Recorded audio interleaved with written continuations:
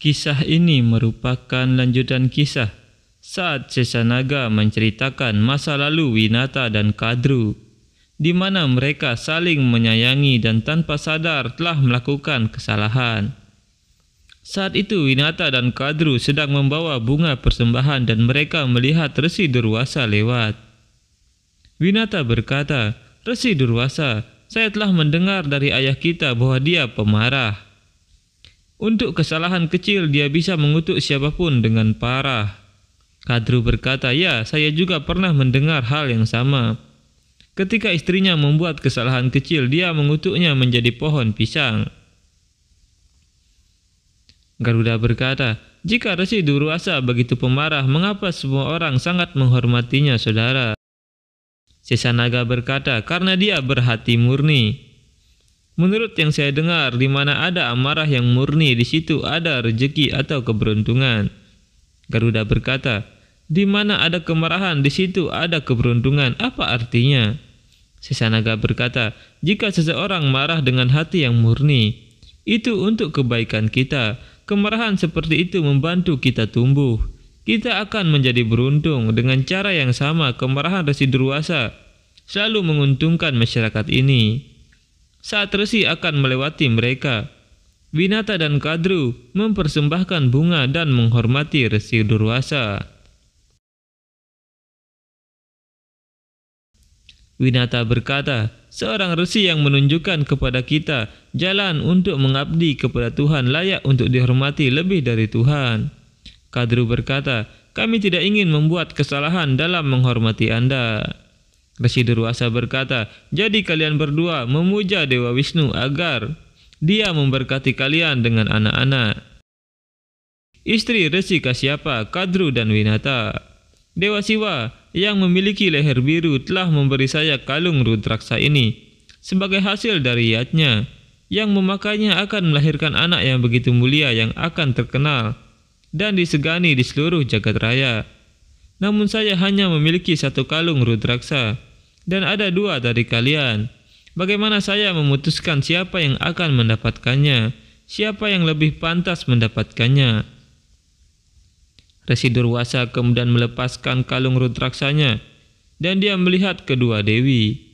Keputusan Resi Durwasa akhirnya jatuh pada Dewi Winata dan Dewi Winata menerima kalung itu.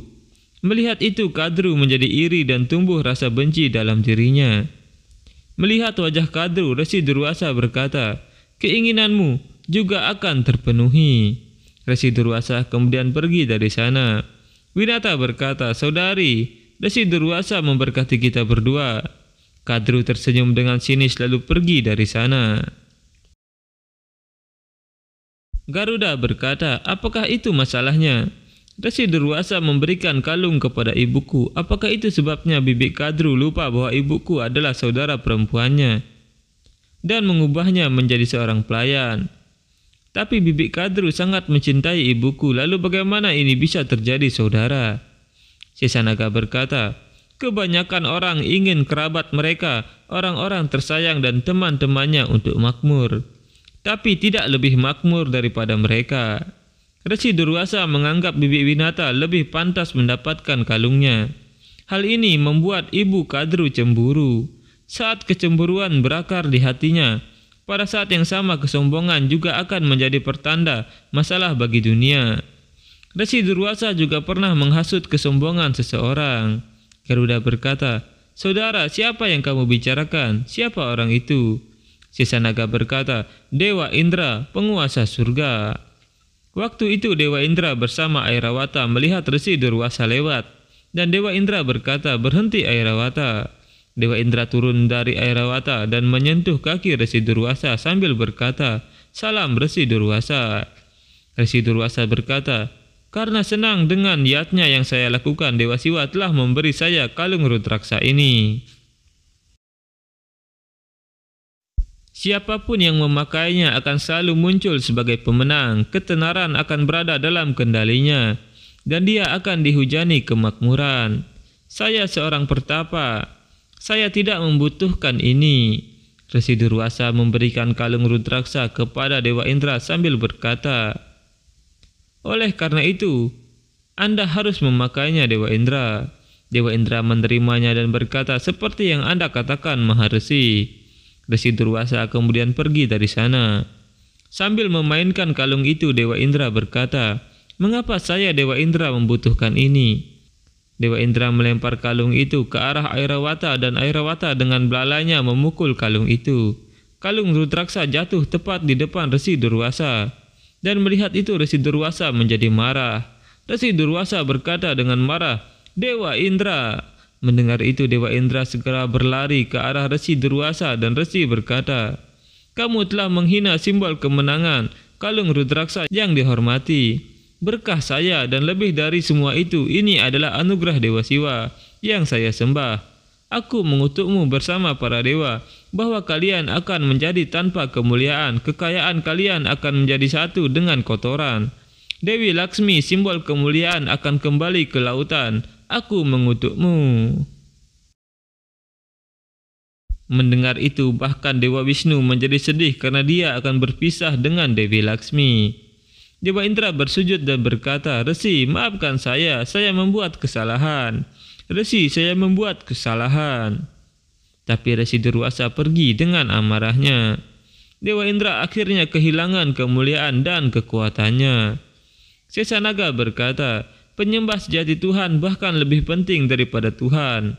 Dan dengan mempermalukan penyembah setia Dewa Siwa Resi Durwasa, Dewa Indra tidak hanya mengundang kesedihan untuk dirinya sendiri, tetapi dia juga telah menempatkan seluruh dunia dalam kesulitan. Yang paling terluka adalah Prabu Narayan dan Dewi Laksmi. Setelah kutukan itu, Dewi Laksmi berkata, "Ini adalah kutukan Resi Durwasa. Kita harus memuliakannya. Aku harus pergi, Tuhanku."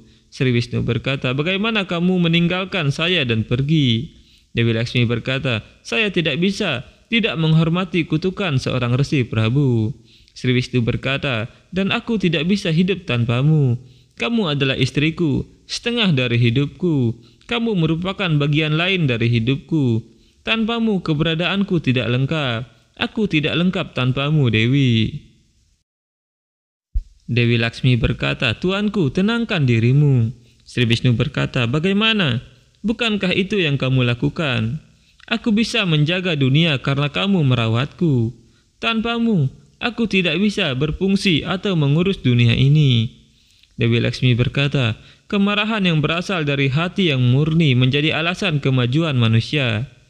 Ada kemungkinan bahwa kutukan Resi Durwasa adalah untuk kemajuan dunia ini. Mungkin saja perpisahan kita ada alasannya." Sri Wisnu berkata, "Perpisahan, bahkan kata ini tidak terbayangkan bagiku. Bahkan mendengarnya membuatku kesakitan yang tak tertahankan. Apa yang akan terjadi ketika saya harus melewatinya?" Dewi Laksmi berkata, "Perpisahan pasti menimbulkan rasa sakit, Tuanku. Namun pertemuan juga memberikan kesenangan yang luar biasa. Pikirkan tentang pertemuan kita, Tuhanku. Bayangkan saat perpisahan kita akan berakhir dan kita akan bersama lagi. Momen itu akan sangat menggembirakan dan ajaib. Namun saat ini kita harus menunggu. Sekarang aku harus pergi, Tuhanku." Dewi Laksmi perlahan menghilang dan Sri Wisnu meneteskan air matanya. Kepergian Dewi Laksmi membuat kemuliaan para dewa menghilang dan bahkan Waikunta kehilangan kemuliaannya. Sesanaga berkata, "Dewi Laksmi identik dengan kemuliaan. Karena kemarahan Resi Durwasa, Dewi Laksmi, simbol kemuliaan, kembali ke laut dan bahkan Prabu Narayan memasuki keadaan meditasinya. Tidak hanya Waikunta tetapi seluruh dunia telah menjadi tanpa kemuliaan. Keagungan dan kemegahan alam semesta menjadi lenyap." Garuda berkata, "Saudaraku, saya mencapai Waikunta beberapa saat yang lalu. Namun saya bisa merasakan kehadiran rasa sakit dan kesedihan di atmosfer ini. Saudaraku, saya bisa membayangkan betapa menyakitkan perpisahan itu bagi Sri Wisnu dan Dewi Laksmi. Saudaraku, apakah ada cara yang bisa saya gunakan untuk menyatukan mereka kembali?" Sesanaga berkata, "Saya salut dengan niat baikmu, Garuda. Namun jika saya tahu caranya, saya akan mengubahnya menjadi kenyataan dan membawa Dewi Laksmi kembali ke Waikunta." Dewi Laksmi telah kembali ke laut dan Tuhan Sri Wisnu berada dalam meditasi. Dalam kondisi ini, penyebaran kekacauan dan kekejaman di dunia terlihat jelas. Pikiran gelap berasal dari mana-mana. Kejahatan berkembang Garuda. Dalam situasi ini, guru iblis yang bernama Sukracarya di masa depan melihat kesempatan bagi iblis untuk berkembang ketika para dewa dalam kesulitan.